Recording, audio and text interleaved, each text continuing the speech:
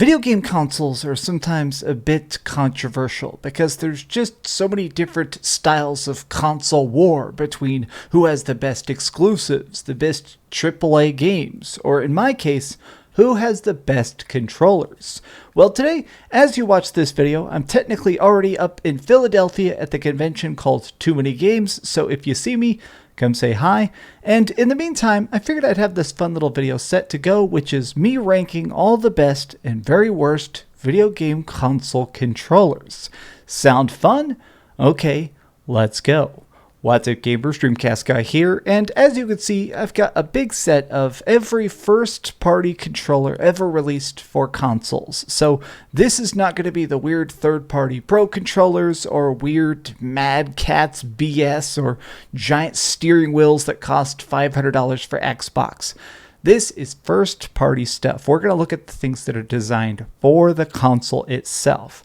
Now, we're going to be ranking them from S all the way down to F. Now, there is 2 or 3 of these I myself have not used, but for the most part, I've used every single one of these.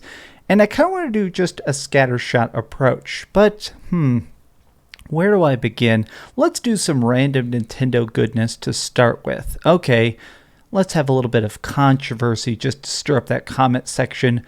Nintendo 64, I'm giving it I'm going to give it, do I give it a B or do I give it a C? I'm going to give it a B.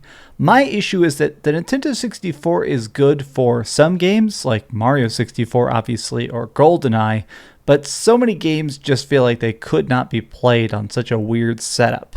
Okay, now, how do I feel about something like, so we have all the PlayStation controllers all right here in a row. PlayStation 1, 2, 3, 4. I guess I don't see PlayStation 5. Yeah, there's PS5. This one's pretty easy for me. They even actually have, so this is the PlayStation 1 Mark I, the original controller. I'm going to give this an A. Now that's purely for nostalgia. This thing was incredibly lightweight. When the PlayStation 1 first came out, it almost felt like they were trying to imitate other systems that existed at the time, like the Super Nintendo.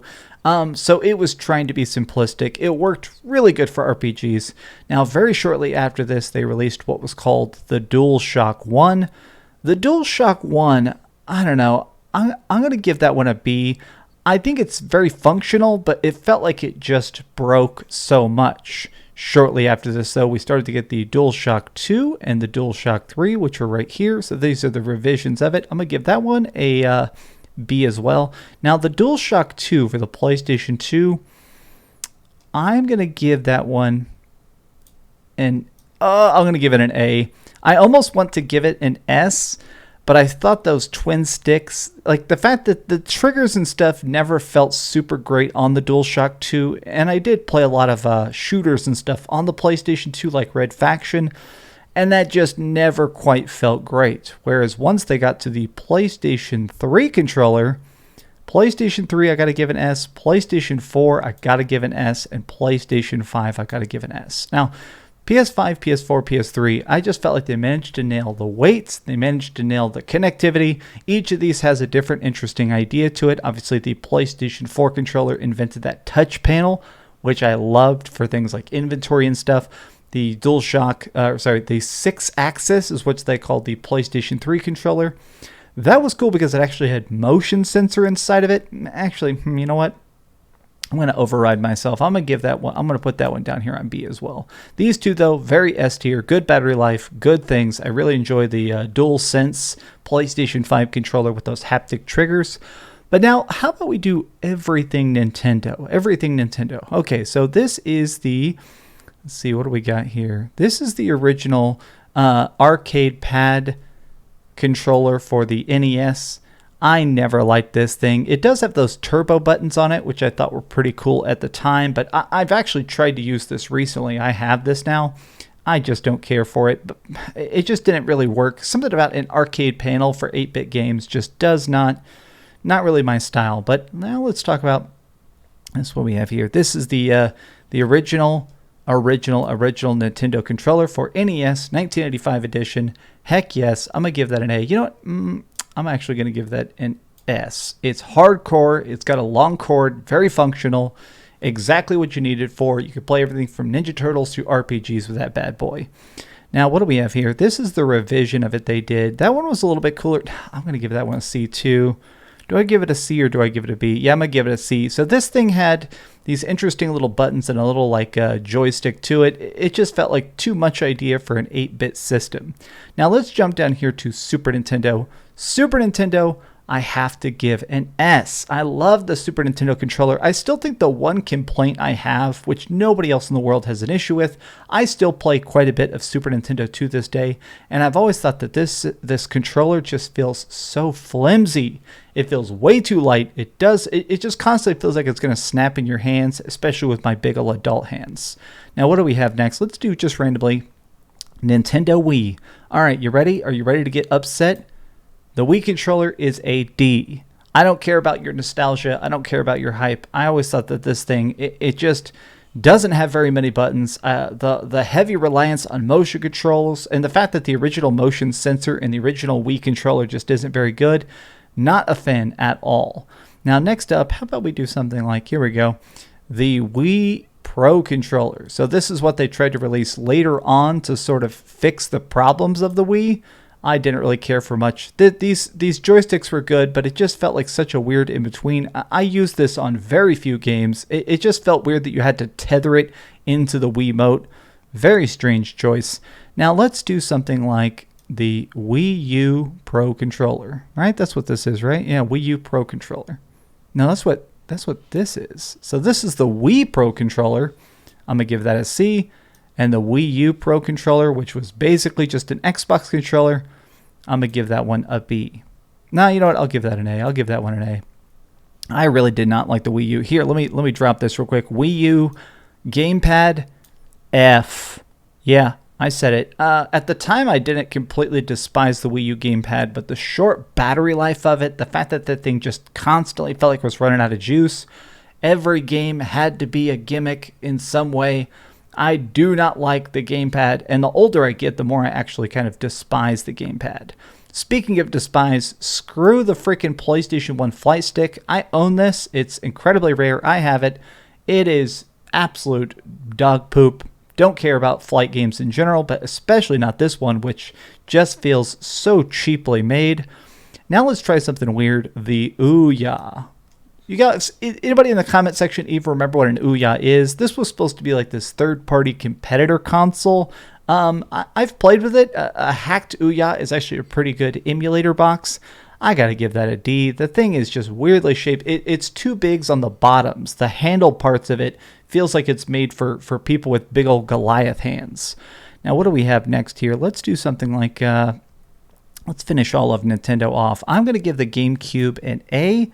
Because when I first played the GameCube back in the day, I actually kind of hated the controller, but the more I've used it for different styles of stuff like card games, big RPGs, Mario Sunshine, stuff like that, I've definitely grown to respect what Nintendo was trying to do, even if it was a bit unconventional. Now I'm going to throw something like, we got the rest of these Nintendo controllers here. That one's another one of those weird ones I don't care about. Switch base controller, also known as the dog face. Some people call it the dog face. I'm going to give that one an A. I'm going to give the Switch Pro controller, which I just lost, and we're going to give the Switch Pro controller a big ol' S. I've actually broke every freaking Switch Pro controller I have thus far just because I play them so much. So do what you will. Clearly, it is a very, very useful gadget because I can't seem to make mine last. All right, what should we do next? Let's do all the Xbox controllers because they're fast and easy. Original Xbox, this is the Xbox Duke controller, the very big launch one. I'm giving that a D. I have tiny little princess hands. As you can see here, it looks like I probably have trouble even lifting weights. I do because my hands are so tiny sometimes. I hate that thing. It's not for me. Now the revised smaller one, which was later called the Xbox Controller S, I'm going to give that one an A. I like that one a lot, actually. I like the whole black and white button being here on the face. It sort of reminded me of, I don't know, the Super Nintendo controller or something. Let's see here. Xbox 360.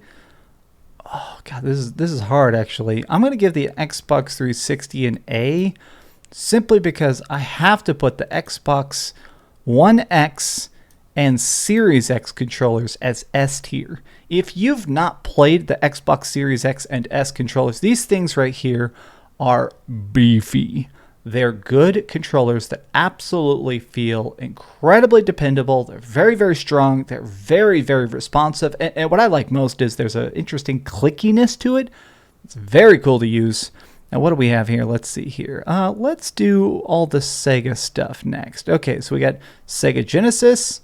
I'm going to give that a B. Sega Genesis microcontroller, which broke in 5 seconds, F. Sega Saturn 3D controller, which is what they call this goofy son of a bitch, I'm giving that a D. This thing is so impractical, it is never comfortable in your hands, and that almost feels like the point. Let's see, what do we do here? This is the Sega Saturn revised controller. I enjoy that one. I'm going to give that a B. Much more playable, much more evocative of the Genesis controller, obviously, as you can see them next to each other. Next up, the Neo Geo freaking arcade pad. I'm going to give that one a B. This thing's great except for the fact that it's so dang expensive. This gamepad can be hundreds of dollars sometimes. Okay, now let's do Sega Dreamcast controller. Yeah, that's right. I'm giving it an S. I will always defend the Dreamcast controller because, yeah, it's a little bit weird. At times it can be uncomfortable, but man, is it playable as heck. What is this? Oh, this is that weird Stadia controller, right? Screw Stadia. You get an F. All right, now we're starting to get into the really bizarre controllers. We're going to kind of zoom through these because, honestly, I don't like a lot of these. The one-stick Atari controller, D. What is this thing? This is the old trackball. I think that's also for Atari. Here's the Coleco remote. You actually had to dial in like numbers in certain games, like baseball. You would use the numbers to pick bases. I'll give that one a C. This is the Atari 5200 Mega controller. It's just way too big. I'm going to give that one an F. It's breakable. It's got a trackball. No thank you. No thank you. Now, here's two interesting ones. These are the Atari Jaguar controllers. You probably didn't even know that Atari released a 64-bit controller or a 64-bit console, but they did. And it used, again, that same style of like a number pad functionality, but I kind of have a soft spot for it. I'm going to give both of those a B. They may not deserve it, but dang it, I'm biased. I like them a bunch. Here's another one that honestly I have a lot of memories for. Being broke growing up, we couldn't get a lot of Nintendo games, and sometimes we just buy random stuff we found. My dad got me a TurboGrafx 16. I like the TurboGrafx controller a lot. I'm going to give it a C, though, because it does feel a little bit brittle. All right, Steam controller, D. That's a weird one. Inverted D-pads, not for me. If this is the future, I don't want it. All right, what do we got here? This is the steering wheel. I'm going to give that one a C. Oh, God. I actually don't know what some of these are. What is this? Yeah, these ones right here, I guess I can't put in any category because I don't know what they are. Whereas this is the original. Some people called it the Pong toaster. These little knobs on the side, you twist them to actually play Pong. I'm going to give that an A just to be for the memes and also because, honestly, it's the first portable controller ever created. And the last one I definitely recognize here is the original Sega Mega Drive, or Sega, what do they call this? SG-100? What do they call that original thing? The yellow card. I'm going to give that an A. These ones right here, though, what is it? Oh, that's the Panasonic 3DO. Screw Panasonic 3DO. All right.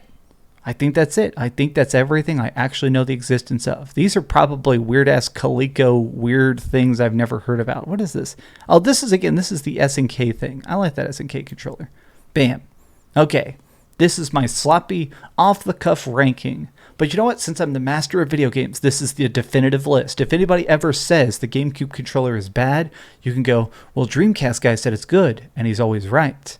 Well, these have just been some random thoughts about different controllers. I hope you enjoyed the video. I hope you don't get too upset by me liking all these PlayStation controllers. Thank you so much for watching. Please give this video a like, subscribe if you haven't already, and please keep dreaming. Also, go follow me on Twitter if you want to see what conventions I'm going to. I always talk about it on there first.